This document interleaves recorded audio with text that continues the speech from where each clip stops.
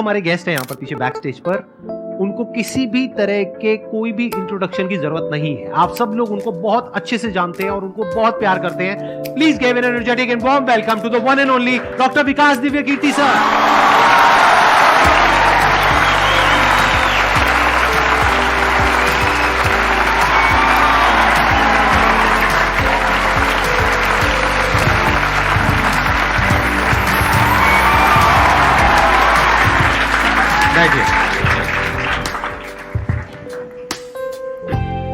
मैं सबसे पहले आपको धन्यवाद देना चाहता हूँ धन्यवाद आपका आने के लिए, थैंक यू सो मच। क्योंकि जब से मैंने सीरीज शुरू करी है तब से हमारे कमेंट सेक्शन में कोई भी एक भी ऐसा वीडियो नहीं है जहां पर आपका नाम ना लिखा हो। कई बार मुझे ऐसा लगता है देख करके कमेंट सेक्शन को कि ये मैं अपने चैनल पे आया हूँ आपके चैनल पे।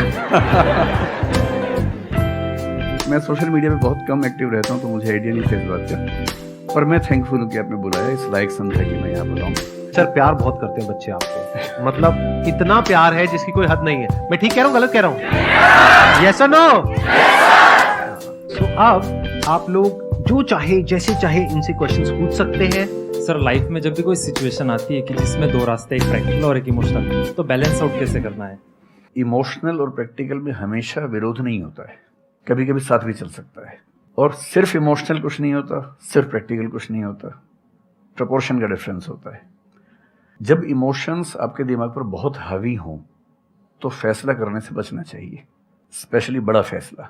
छोटा तो ठीक है कि आपके दोस्त ने कहा कि दोस्त नहीं एक फिल्म देखेगा मेरे साथ, आप इमोशनल हो जाके देख ली फिल्म, क्या हो गया, कोई नुकसान नहीं हुआ। पर कोई ये कहे कि तो मुझसे प्यार नहीं करते, शादी नहीं कर सकते मुझसे और हमने शादी कर ली, ये ठीक नहीं है। सिर्फ इमोशंस में आके बहुत बड़ा फैसला मत कीजिएगा, चाहे वो करियर का हो, चाहे पार्टनर का हो, चाहे कोई भी फैसला हो। प्रैक्टिकल इतना नहीं हो जाना है कि आप मशीन, रोबोट या पत्थर बन जाएं। क्योंकि आप कितने भी सक्सेसफुल हो, यदि आप इमोशनली सक्सेसफुल नहीं है, इमोशनली स्टेबल नहीं है, इमोशनली वेलबींग के स्टेट में नहीं है, तो आपकी सक्सेस किसी काम की नहीं है, एकदम मीनिंगलेस है। So the success in totality needs emotional happiness, emotional stability as well. इसलिए इमोशंस को खारिज करके जिएंगे तो शायद कुछ अचीवमेंट्स बड़ी हो जाएं, पर वो किसी काम की नहीं है। केवल इमोशंस पे चलेंगे तो हो सकता है कि अचीवमेंट जिंदगी में ज़्यादा हो ना पाए। तो बैलेंस की बात है। और सबसे अच्छा तरीका है, जब बहुत इमोशंस हो, इंटेंसिटी बहुत ज़्यादा हो, सिर्फ एक तरीका मैं जो अपनाता हूँ, उस क्षण में फैसला नहीं करना है। कुछ भी हो, कोई कितना भी प्रेशराइज करे, सिर्फ इतना बोलिए कि मैं 24 घंटे बाद बताऊंगा आपको, थोड़ा सोचूंगा इस बारे में। और यदि आपने उस मोमेंट से खुद को बाहर निकाल लिया तो फिर आप डिटैच होकर देख पाएंगे और थोड़ा सा प्रैक्टिकल एलिमेंट भी रहे, इमोशनल एलिमेंट भी रहे, वो फैसले सबसे अच्छे रहेंगे लाइफ के लिए। मैं आपको एग्जांपल से बात समझाता हूँ। ऐसे लोग जो तैयारी कर रहे थे, अफेयर में थे, एक का सिलेक्शन हो गया, अब उसके सामने क्राइसिस ये है, स्पेशली किसी लड़की का हो गया, लड़के का नहीं हुआ। अब हमारी सोसाइटी में ना, लड़की ऊंचे पद पे हो, लड़का ना सफल हुआ हो तो बड़ा मुश्किल है सोसाइटी में, उनको शायद दिक्कत नहीं है। अब वो लड़की प्रैक्टिकल नहीं है कि मैं तुमसे शादी करूं, ये कह के अगर हट जाती है और शादी करती है किसी ऐसे व्यक्ति से जो बहुत सफल है। I know many such people personally, मैं नाम नहीं बोल सकता किसी का। मैंने जनरली पाया है कि वो लोग लाइफ में बहुत फ्रस्ट्रेशन में रहे बाद में, क्योंकि सफलता के नाम पर, प्रैक्टिकल होने के नाम पे ऐसे व्यक्ति को चुना जिसके साथ वो रह नहीं सकते ठीक से। और मैं ऐसे कई लोगों को जानता हूं जो IAS बने, IPS बने, जिनको करोड़ों रुपए के दहेज के ऑफर्स आए, साफ ठुकरा के कहा कि मैं जिंदगी एक ही व्यक्ति के साथ गुजार सकता हूं जो मेरे साथ है, और हैं, बहुत खुश हैं। अब कोई कह सकता है उनके परिवार में कि इसने प्रैक्टिकल फैसला नहीं किया, इमोशनल फैसला किया, पर अल्टीमेटली किसी चीज की वैल्यू क्या है? आपकी लाइफ बेहतर हो।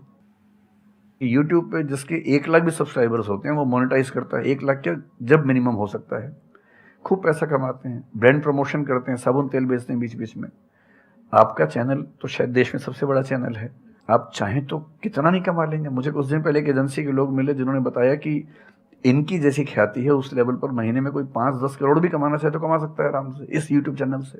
तो मैंने पूछा कि वो कौन सी चीज़ है जो आपको इतना मजबूत बनाती है कि आप नहीं इस रास्ते पर जाते। मैं वो जानने में इंटरेस्टेड हूँ।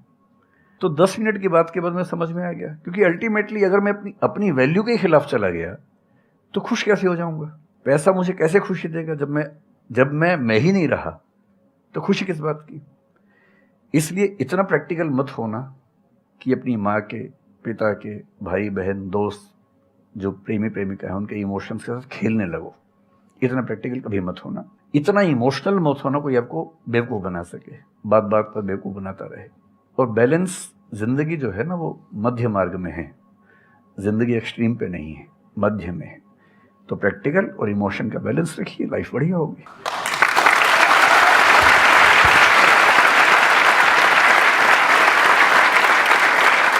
आपने सर इतने अच्छे से एक्सप्लेन किया, मेरे पास में कुछ है ही नहीं बोलने के लिए। यूजुअली मेरे पास में कुछ होता है ऐड करने के लिए, लेकिन आपने पूरा ही उसका ऐसा निचोड़ निकाल दिया। आपने YouTube पे इतना बोला कि सच में नहीं बचाऊंगा आपके पास। 6-7 साल पहले की बात है, मेरी एक स्टूडेंट थी जो सुसाइडल टेंडेंसी की शिकार थी उस समय। उसके घर में कुछ ऐसी ट्रेजेडी, उसकी मदर की डेथ हुई थी, और एक ऐसी ट्रेजेडी जो बहुत ही रेयर किस्म की ट्रेजेडी है, जो शेयर करना ठीक नहीं है यहाँ। तो वो मेरे पास आई और मुझे लगा कि आज मैं पहली बार किसी ऐसे व्यक्ति से बात करूं जो डिप्रेशन में है और सुसाइड कर सकता है अगले 1-2 दिन के अंदर अंदर। अब मैं परेशान था कि मैं कैसे मैनेज करूं, और मुझे मोटिवेशन की ऐसी जानकारी उस समय तो बिल्कुल नहीं थी, बाद में थोड़ा बहुत पढ़ा। तो मैंने उससे कहा कि अच्छा तुम घर जाओ, मैं कुछ देखता हूँ। फिर मैं घर गया, नेट पे सर्च करना शुरू किया। करते करते मुझे आपका एक वीडियो मिल गया, अनस्टॉपेबल, शायद कुछ आपने एक वो बनाया था उस समय। तो मैंने वो थोड़ा सा देखा, 10 मिनट का। मुझे लगा कि ये जो है ना, ये इंजेक्शन है किसी मतलब डिप्रेस्ड व्यक्ति को तुरंत मोटिवेट करने के लिए। तो मुझे ध्यान है कि मैंने उसको वीडियो का लिंक भेजा। मैंने कहा देखो, जिंदगी अपने रास्ते पे चलेगी, ठीक हो जाएगी। जब जब मूड ऐसा हो, बहुत डिप्रेसिंग हो, सुसाइडल मन करे, उस समय वीडियो देखना ध्यान से, और कम से कम उस बुरे फेज से बाहर निकल जाओगी। और फिर मैंने वो वीडियो अपने फैमिली में भी 2-3 बच्चों को भेजा, जो बच्चे उस क्राइसिस में होते थे। तो मैं बहुत थैंकफुल हूँ उन सब बच्चों की जान बचाने में, क्या बात कर बड़ी भूमिका है। Thank you so much sir, it means a lot to मी।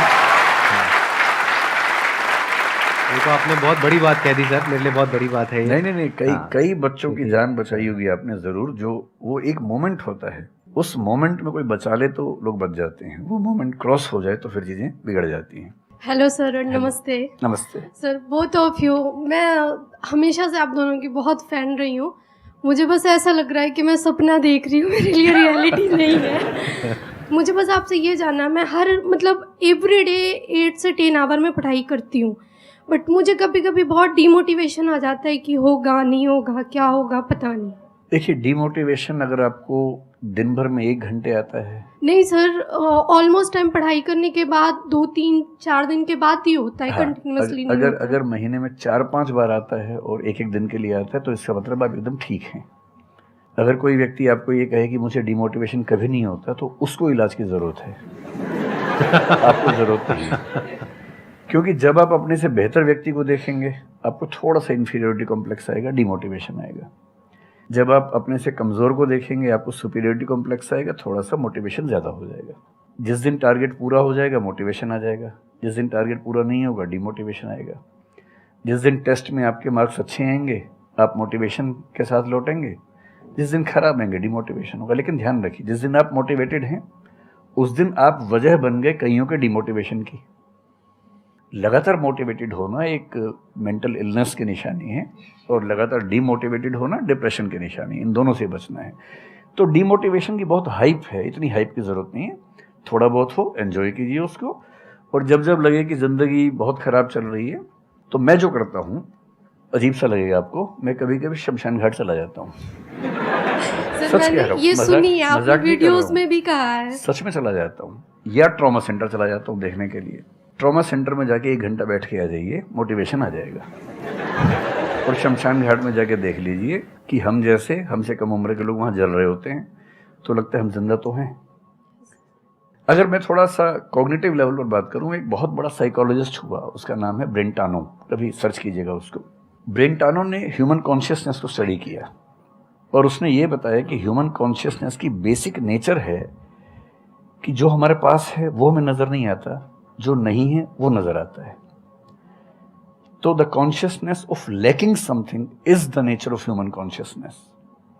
इसलिए इसी बात को एक शेर में, बहुत प्रसिद्ध शेर में कहा गया है, दुनिया जिसे कहते हैं जादू का खिलौना है, मिल गया सो मिट्टी है, नहीं मिला वो सोना है।